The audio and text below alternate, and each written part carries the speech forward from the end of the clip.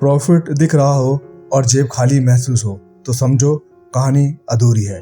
निवेश का असली खेल एसेट एलोकेशन, सही फंड चुनना और धैर्य है।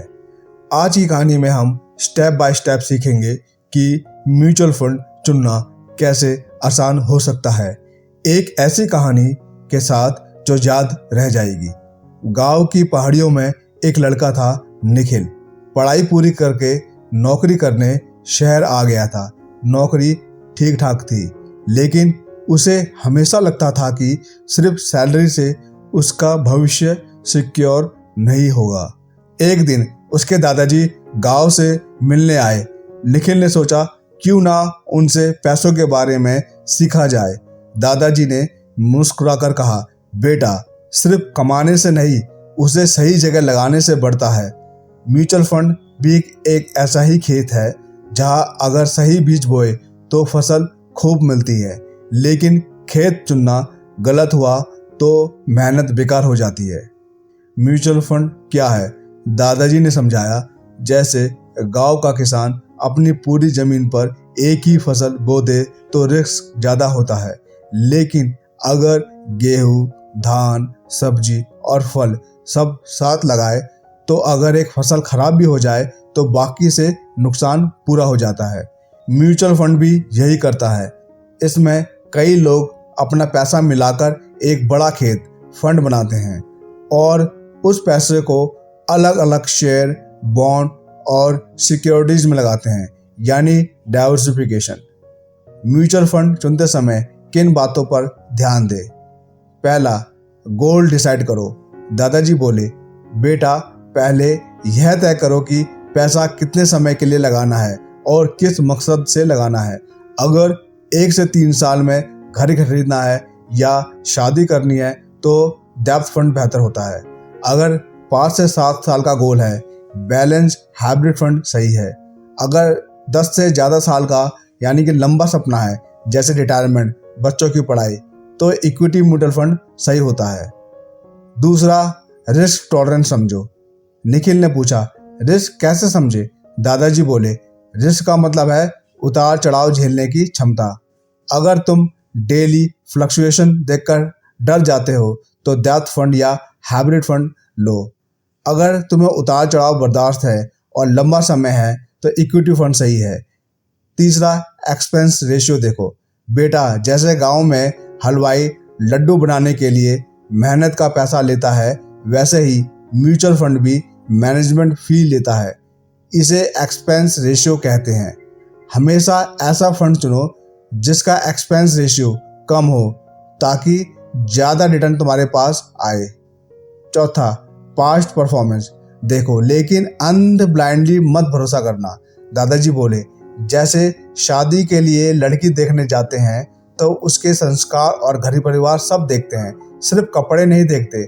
वैसे ही म्यूचुअल फंड का चुनाव करते समय सिर्फ पिछले रिटर्न मत देखो, कम से कम 5 से 10 साल का ट्रैक रिकॉर्ड देखो और कंपेयर करो कि उस फंड ने अपने बेंचमार्क इंडेक्स जैसे निफ्टी 50 या सेंसेक्स से अच्छा परफॉर्म किया है या नहीं। पांचवा, फंड मैनेजर और एएमसी एसेट मैनेजमेंट कंपनी। जैसे खेत को संभालने वाला किसान अच्छा हो तो फसल बढ़िया होती है, वैसे ही म्यूचुअल फंड को संभालने वाला फंड मैनेजर अच्छा होना चाहिए। एएमसी कंपनी का नाम भी देखो, जिसका पुराना और भरोसेमंद ट्रैक रिकॉर्ड है, जैसे HDFC AMC, ICICI Prudential AMC, SBI mutual fund, Kotak, Axis आदि। छठा, फंड टाइप और कैटेगरी। म्यूचुअल फंड कई कैटेगरीज में आते हैं। Equity fund, long term growth. डेब्ट fund, stability plus safety. Hybrid fund, balance of growth plus safety.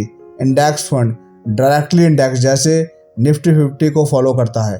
ELSS, tax saving fund, income tax में छूट देता है ATC के तहत। निखिल ने दादाजी से कहा, दादाजी एग्जाम्पल दीजिए। दादाजी बोले, ठीक है, मान लो तुम्हारे पास 10,000 रुपये हर महीने इन्वेस्ट करने हैं।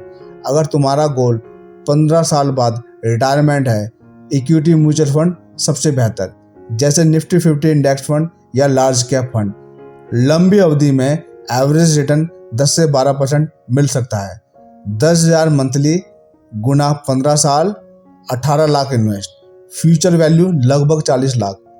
अगर गोल 5 साल बाद घर की डाउन पेमेंट है तो हाइब्रिड फंड सही रहेगा।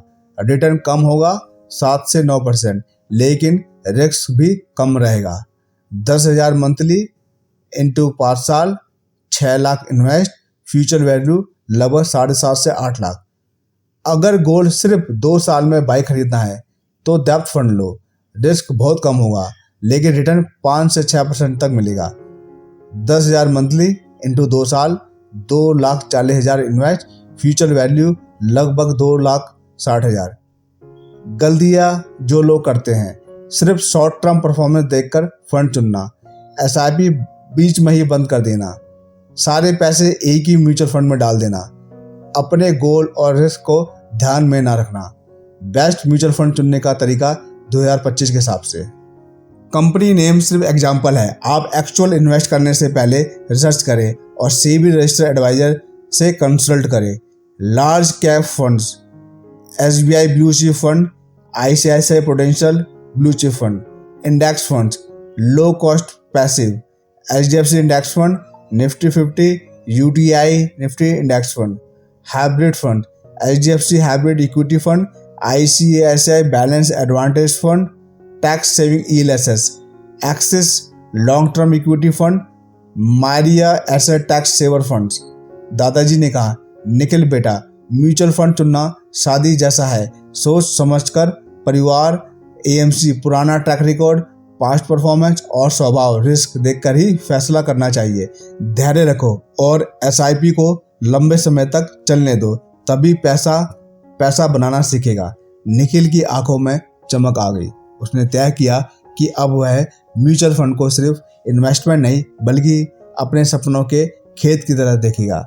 दोस्तों, अगर आपको भी म्यूचुअल फंड चुनने में कन्फ्यूजन है तो इस कहानी से एक बात याद रखिए, goal plus risk plus long term vision बराबर सही म्यूचुअल फंड। अगर आपको यह वीडियो पसंद आई हो तो इसे लाइक, शेयर और सब्सक्राइब जरूर करें। बाजू टेल्स, कहानी सिर्फ सुनो नहीं, जियो भी।